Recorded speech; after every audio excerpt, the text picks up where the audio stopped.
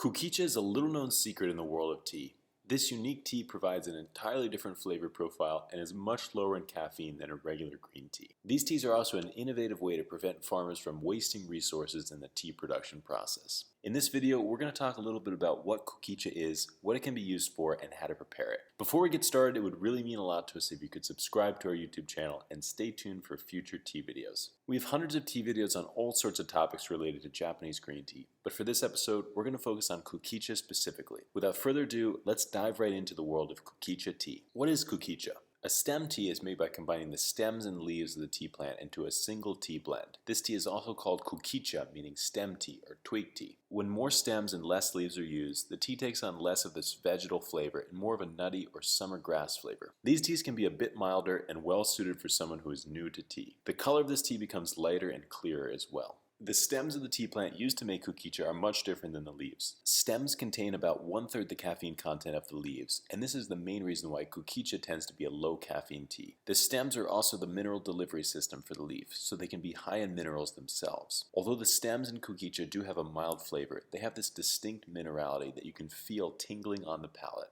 This makes Kukicha not only a healthy tea, but a delicious one as well. Another name for Kukicha is twig tea. If you see the name twig tea or Japanese twig tea, this is essentially the same thing as Kukicha, just under a different name. When you are translating the Japanese word back into English, sometimes it can have multiple possibilities. Kukicha can either be translated into stem tea or twig tea, so either is acceptable.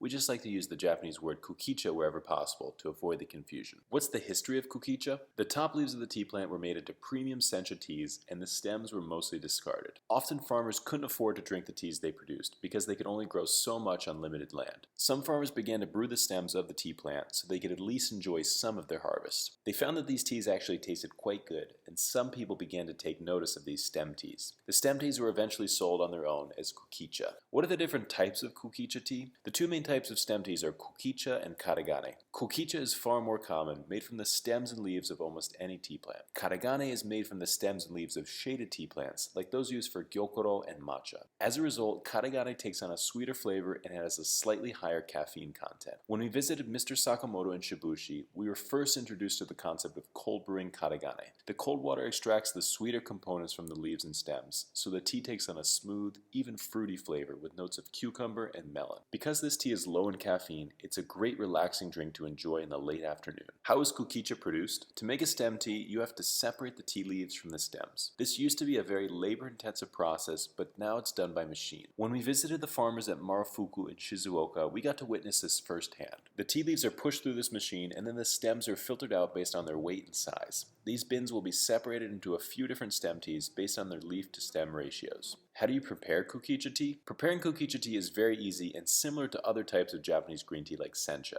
The only difference is that the stems in Kukicha are much less sensitive to hot water, so Kukicha can be prepared at a higher temperature. Just follow these steps and you should be able to prepare great tasting Kukicha tea in no time. Step 1.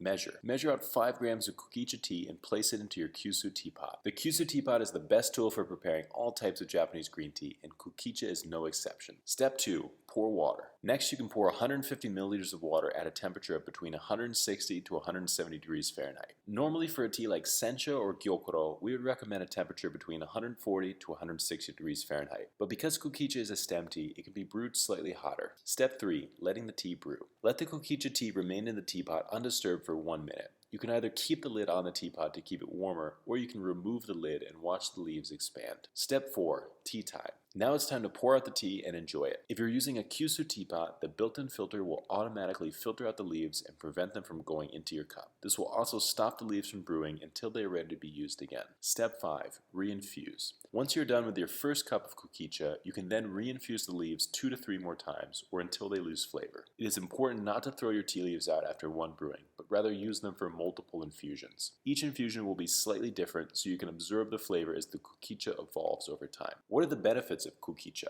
One benefit of stem teas is that they can be quite high in minerals. When we visited Mr. Henta in Kirishima, he explained this concept to us. When assessing the quality of a tea plant, he likes to look at the thickness of the stems. Because the stems are how the tea plant delivers minerals from the soil to the leaves, thicker stems are able to transport more minerals. Because these stems are moving minerals around the plant, they tend to carry a higher concentration themselves. That's why stem teas can contain higher in minerals than many leaf teas. Another benefit to stem teas is that they're actually low in caffeine, containing about a quarter of the caffeine in a small cup of coffee. Caffeine is produced by the tea plant to protect its leaves from insects. As a result, the caffeine of a plant is concentrated around the outside of the leaf and not the stems. Teas made from mostly stems and only a small amount of leaves will be quite low in caffeine. Depending on the type of stem tea, you can have different ratios of stems to leaves. While Kukicha does have a much lower caffeine content compared to other loose leaf teas, it still does contain some level of caffeine, so you shouldn't drink it right before bed. The caffeine content in a serving of Kukicha is somewhere in between 20 to 40 milligrams.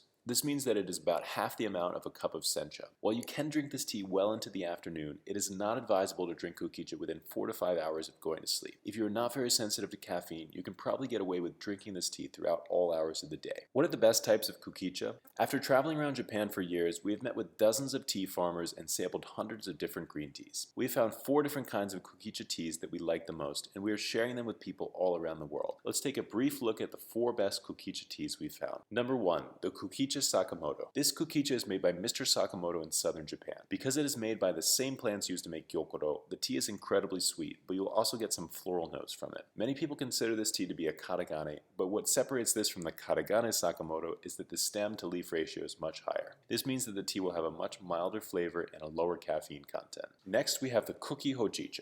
Just like leaf teas, stem teas can also be roasted. The end result is called Kuki Hojicha or roasted stem tea. During the roasting process, the caffeine content is actually brought down even further, so this is one of the lowest caffeine teas you will find. The flavor is converted into these rich notes of black coffee and dark chocolate. If you're a coffee lover trying to give up the caffeine, a tea like the Kuki Hojicha may be a good option for you. Number 3, Kukicha Osada. This is a low caffeine stem tea from the organic village of Isagawa in Shizuoka. When we met with the Osada family, they took us up in the mountains to see some of their tea fields. Even though they're a slightly larger company, they still maintain relationships with a lot of smaller farmers that grow tea without pesticides up in the mountains of Shizuoka. They have made an agreement not to use pesticides or chemicals on their tea fields, which is why they refer to this area as the organic village. Number 4, the Kukicha Chanoka. Number 4, the Kukicha Chanoka. This is the newest addition to our selection of Kukicha. The Kukicha Chanoka is produced by Mr. Takada in Uji. This tea takes on a much drier taste profile, with pleasant floral and hay notes. Just like other types of Kukicha, this Kukicha tea has more minerality to it and less caffeine, making it suitable for the late afternoon or evening. Where can you buy Kukicha? If you'd like to buy Kukicha, you can browse our selection of Kukicha tea at neoteas.com. As we mentioned before, we have 4 different kinds, all with their own unique tasting notes. You can also try out our Mega Sampler and sample 30 different types of teas from all over Japan. This not only lets you try the different kinds of Kukicha teas, but also compare them to other types of Japanese green teas to see which ones you like the most. Although Kukicha tea was first discovered out of desperation, it has become a very delicious tea in its own right. It still maintains a lower price tag, and it gets far less attention compared to its leafy counterparts, but it's a fantastic tea all the same. We really hope you enjoyed this video and learned a thing or two about Kukicha along the way. If you have any questions, please feel free to leave them in the comments below. Until then, we'll see you next time.